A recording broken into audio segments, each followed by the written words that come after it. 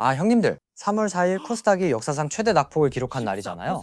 지수가 무려 14%가 빠졌는데 천스닥이 붕괴됐고 코스닥 대장주들이 하루 만에 15%에서 심하면 20% 가까이 날아가 버렸더라고요.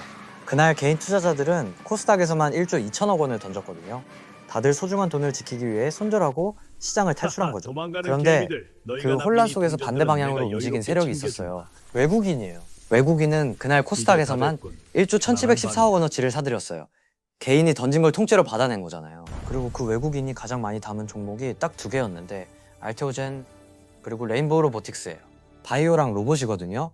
업종도 다르고 테마도 다르고 생긴 것도 전혀 다른 두 종목인데 외국인이 폭락장에서 이 둘을 동시에 집중적으로 담았다는 건 분명히 이유가 있다는 얘기더라고요. 오늘은 그 이유를 하나하나 뜯어볼 거예요. 일단 3월 4일 상황부터 정리해드릴게요. 코스닥 지수가 종가 기준 978포인트로 마감했는데 하루 만에 14%가 빠진 거거든요. 이건 코스닥 지수가 생긴 이후 단 하루 최대 낙폭이에요. 비교해드리면 이해가 더 빠른데 코로나 폭락 때인 2020년에도 코스닥이 하루에 11%대 이상 빠진 적이 없었어요. 그 기록을 이번에 깬 거예요.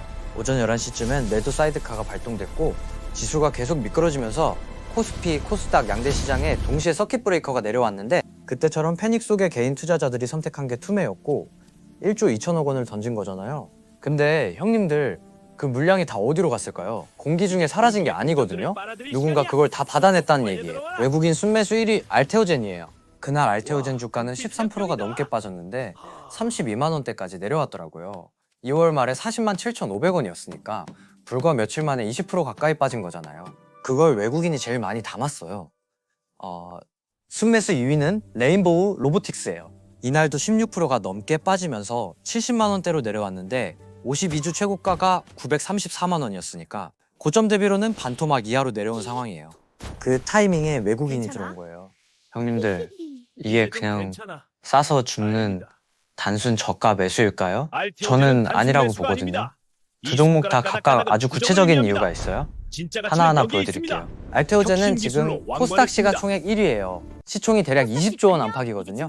근데 이 종목 사실 조만간 코스닥에서 없어져요. 코스피 이전 상장이 예정돼 있는데 지난해 12월에 주주총회 승인까지 났거든요. 이르면 2026년 안에 코스피로 옮겨간다는 얘기예요. 형님들, 이전 상장이 되면 어떻게 되는지 아시잖아요. 코스닥 시총 1위 종목이 코스닥에서 빠지면서 코스닥 150 지수를 추종하는 패시브 펀드들이 알테오젠을 팔아야 하고 코스피 지수에 편입되면서 코스피 패시브 자금이 새로 들어오는 구조예요. 외국인 입장에서 이 타이밍이 어떻게 보일까요? 코스피 이전 직전에 폭락장에서 32만 원대까지 빠진 알테오젠을 이 가격에 담을 수 있는 기회인 거죠. 거기다가 알테오젠의 본질은 바뀐 게 없어요. 이 회사가 가진 게 뭐냐면 ALTB4라는 피하 주사 플랫폼 기술인데 쉽게 말하면 정맥 주사로 맞아야 했던 약을 피하 주사로 바꿔주는 기술이거든요. 환자가 병원에 굳이 가서 긴 시간 맞을 필요 없이 짧게 해결할 수 있는 거잖아요. 이 기술이 세계 1위 항암제인 키트루다에 적용되는데 키트루다 연매출이 30조 원이 넘거든요. 거기에 로열티를 받는 구조예요.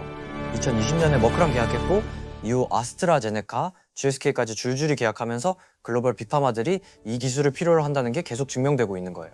그러니까 외국인이 폭락장에서 알테오젠을 제일 많이 담은 건 기술 가치를 믿고 이전 상장 이벤트를 앞두고 아주 싸진 타이밍을 노린 거라고 볼 수 있는 거죠. 두 번째 종목 레인보우 로보틱스예요. 형님들, 이 종목 이름 자체가 AI 로봇 테마에서 국내 대장주잖아요. 삼성전자가 지분을 들고 있는 종목이고 이미 삼성전자가 최대 주주거든요. 국내에서 실제로 팔리고 있는 협동 로봇, 이족 보행 로봇, 자율이동 로봇을 만드는 회사예요. 말로만 로봇이 아니라 이미 현장에서 납품이 되고 있다는 얘기죠. 근데 이 종목 52주 최고가가 93만 4천 원이었는데 그날 폭락장에서 70만 원대로 내려온 거잖아요. 고점 대비로도 20% 이상 빠진 상황이에요. 외국인이 그 레벨에서 들어온 거예요. 왜일까요?